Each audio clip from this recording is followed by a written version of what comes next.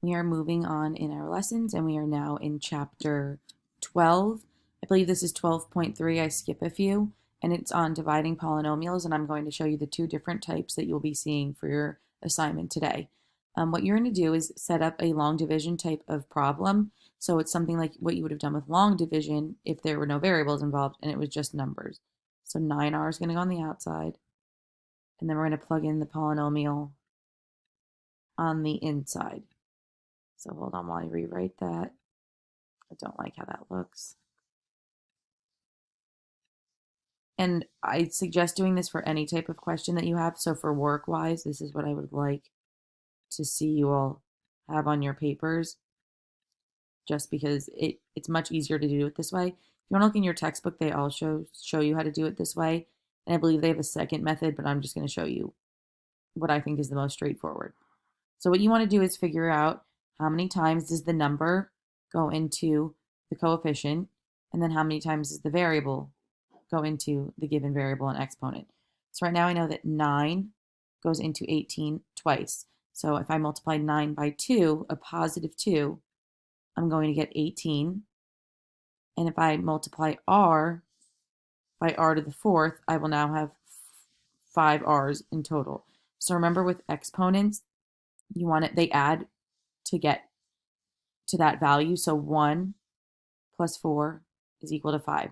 And then what you would do in long division is you would subtract 2 times 9 is 18. R to the fourth times r is r to the fifth. And you would just subtract going down. Then you're left with 0. And then if you remember from also long division, you draw an arrow and drop down what number, but in this case, what term is left over. And I always bring the sign down as well, because that will be important when the signs change. So it's a positive 36 r to the fourth. And then we want to figure out how many times I have to multiply 9 to get to positive 36. Positive 4.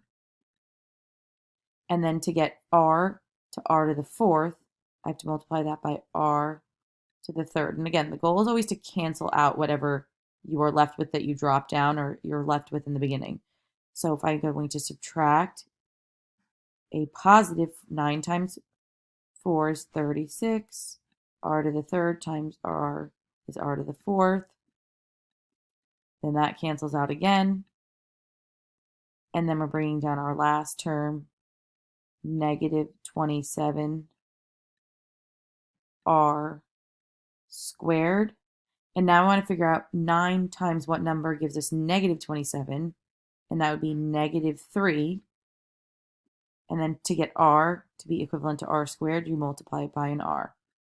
So we're going to be subtracting a negative 27 r squared, and that is a good thing. They cancel out because subtracting a negative becomes positive. So negative 27 r squared plus 27 r squared is 0. So what you have left on the top, this in red, is your final answer. So you're just dividing each of the numbers by the leading coefficient, and then you want to cancel out the variables by seeing, if I start with 1, how can I get 5? How do I get 4, 2, so on and so forth. In the next example, I'm going to show you what a polynomial divided by a binomial looks like. And then in that example as well, I'm also going to show you what it looks like what if I'm not left with 0? What if there's a remainder? So in this next one, we have a trinomial divided by a binomial, and there's 3 examples like this on your homework. I will only go up to a binomial. So we're going to do the same thing where you just set up whatever is to the right goes outside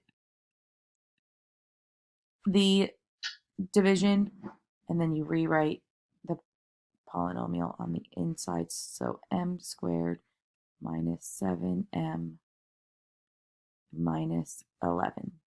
Now, when you're dividing by a binomial, you look at 2 terms at once. And again, the goal is, how can I be canceling out any of these terms?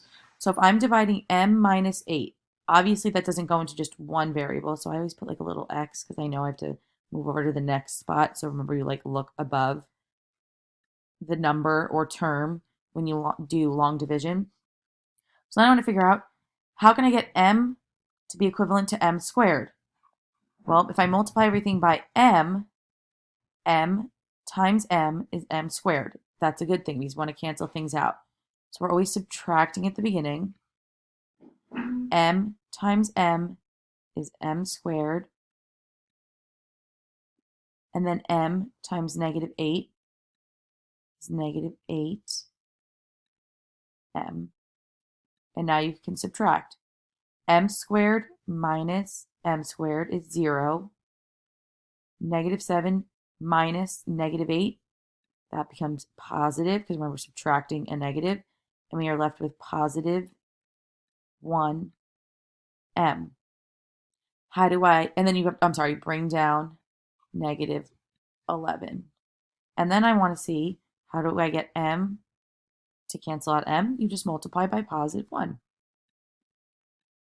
So once again, we are subtracting, I don't want to switch colors, minus 1 times m is m.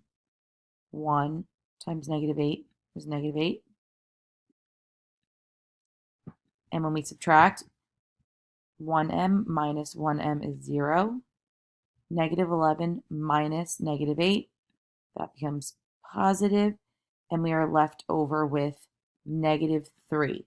Now, when you have a remainder, there's no way m can cancel out a whole number or an integer because there's no variable. So once you get to this point and there's nothing you can drop down, to deal with the remainder, and I'll write that in red, you do minus because it's negative 3. The 3 goes in the numerator, and you put the binomial that you started with in the denominator. And this is your final answer. Let me erase that little x just so you guys don't get confused. So again, just to walk through the steps of how to do this, when you're dividing by a binomial, you're looking at 2 terms at a time on the inside. And you want to figure out how can you get the first term in your binomial to cancel out the first term in the polynomial inside the division. So m times m is m squared. That way we cancel it out. Then when we moved over and we were left with an m again, how do we get m to cancel out itself? We multiply by positive. And you're always multiplying both terms on the outside. All your homework, the last 3 questions will look like these.